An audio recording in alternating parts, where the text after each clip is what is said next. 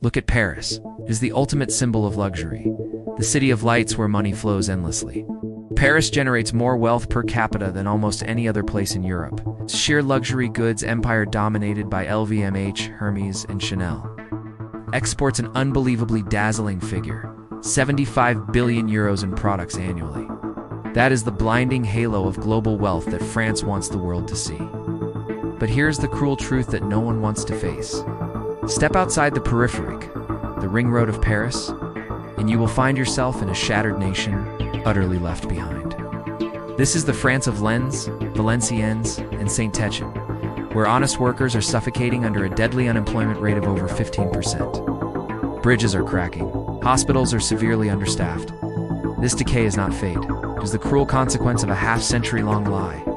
In these forgotten industrial heartlands, the mood is one of profound bitterness and abandonment. People whisper, "We work hard, but our taxes only pay for Paris's lights and the pensions of the elite." There is no happiness here, only a deep-seated against a distant, uncaring capital. A toxic legacy. The immense bill for a broken oath. The grand French social model was once the pride of the world. Built on a sacred oath, from cradle to grave, the state will take care of you. Now, that oath is being buried under a mountain of astronomical debt. France's public debt has tripled over the past 25 years, reaching a terrifying 3.4 trillion euros. The insult, interest payments are now devouring the entire budget allocated for universities and research institutions. We are trading the intellectual future of our children just to pay for the financial irresponsibility of the past. Meanwhile, since 2017, France has seen 7 prime ministers come and go like ghosts. Not one has had the courage to enact real reform. Real wages are standing still in shameful silence, while the cost of living squeezes the life out of ordinary people. The pension system, once a mighty fortress, now gobbles up 14% of the entire GDP. Irrational financial burden. Youth feel abandoned, with unemployment hovering at 18%. Among the elderly, there is a fierce protective pride over their equisocial gains, a stubborn refusal to accept that the model is unsustainable. Meanwhile, the young look on with despair, knowing they will pay the price for a party they never attended. The feeling is less about happiness and more about clinging to the past while staring into an uncertain future. The core issue, a relentless addiction to unrestrained spending. For 51 consecutive years, the state has known no budget surplus. The bill has come due, and it is devastating.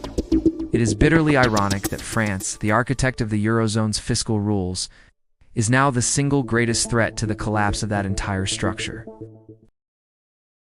The decline of a grand model, the French model's secret dark side was that revenue never covered expenditure. The deficit was always financed by debt, running every single year since 1974. Now the arrangement is simply untenable. France is trapped. These 3 relentless forces are not just separate problems.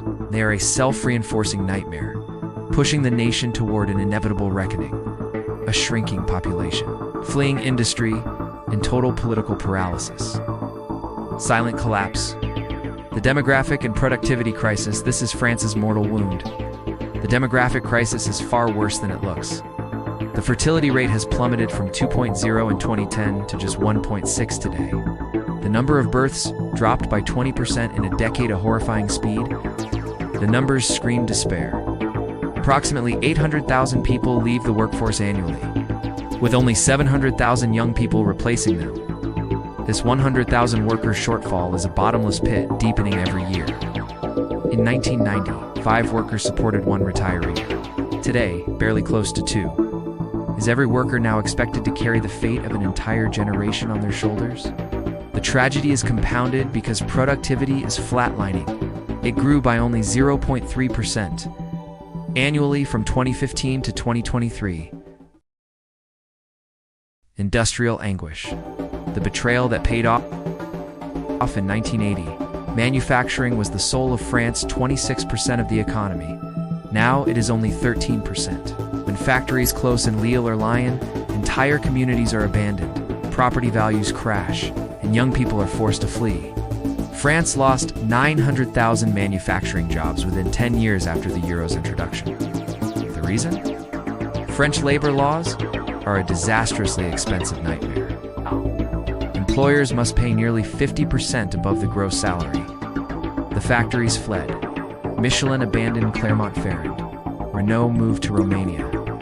PSA Peugeot Citroën shuttered its plants in Aulnay-sous-Bois. What remains is a ruthlessly divided economy. Paris thrives, while the provinces are left to bear the burden of industrial ruin. Political paralysis, the lock-in of self-destruction. This is the political humiliation of France, the hardest to fix. The political landscape is split into 5 hostile blocs, and compromise is an illusion. When Emmanuel Macron raised the retirement age from 62 to 64, he won legally, but was politically decimated. Since 2017, 7 prime ministers have come and gone, most lasting less than 18 months. The bureaucracy runs on inertia, but the core problems are frozen solid. This deadlock is breeding political monsters. The Rassemblement National far-right, led by Marine Le Pen, has stolen support, skyrocketing from 18% to 33% in 7 years. Aluk, Malenkin, Lassa, France Insoumis far-left holds 22%. They cannot govern, but they wield the terrifying power to block every necessary reform. Political self-preservation has become national self-destruction. The market sentence, the final warning. Belief often outweighs reality. The French model worked because investors believed it would. Now that belief is shattered. France's 10-year bond yield is at 3.2%, nearing Italy's the highest since 2012. The spread between French and German bonds is widening alarmingly, approaching 80 basis points. This is the bell tolling for loss of confidence. France brazenly violates every EU limit. Deficits are 6%, double the 3% limit, and debt is 113% of GDP, nearly double the 60% limit. This political failure translates directly into popular anxiety. Many citizens, though resistant to reform, are deeply concerned about the rising cost of borrowing and the potential for severe austerity imposed by Brussels or the markets. There is a prevalent feeling of being trapped between 2 unpalatable choices: painful reform now, or agonizing decline later. The French spirit, often celebrated for its revolutionary fire, is currently marked by frustration and a deep-seated cynicism toward the entire political class. The chilling numbers are passing judgment on the future. Debt will exceed 125% of GDP by 2030. Interest payments will surpass 100 billion euros. Pensions will require 50 billion euros in annual bailouts. This is an unsustainable trajectory. Lawmakers fail to act, the markets will cut off funding, imposing austerity. If nothing else, the European Central Bank breaks its own rules and finances French deficits indefinitely. Whatever happens, Paris itself will remain wealthy. Its luxury brands will thrive, and tourists will keep visiting the Eiffel Tower. The rest of the country, however, will rot slowly. The France that once shaped Europe and challenged global powers will become sterile.